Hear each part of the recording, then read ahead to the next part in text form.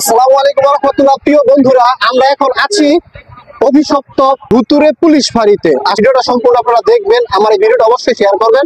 নারায়ণগঞ্জ জেলা সোনারগাঁ থানা কাঁচপুর পুলিশ ফাঁড়ি। কাঁচপুরে কিন্তু আপনারা খেয়াল করে দেখবেন যে বর্তমানে চুরি, ছিনতাই, পকেট মার বা ছিনতাই এইসব কিছু অহরহ ঘটছে। আর এইসব কিছু অহরহ ঘটার ফলে আসলে আমরা কিন্তু সাধারণ মানুষ যারা ভুক্তভোগী আছি তারা কিন্তু এর প্রতিকার পাচ্ছি না। কেন? এই পুলিশ প্রশাসন এখানে বর্তমানে নেই। যে আমরা তো একটা পুলিশ ফাঁড়ি আছে, তার কারণে আমরা যখন এই পুলিশ ফাঁড়িতে চলে আসি, এসে অনেকে হঠাৎ করে হতভম্ব হয়ে যায় যেখানে কেউই নেই।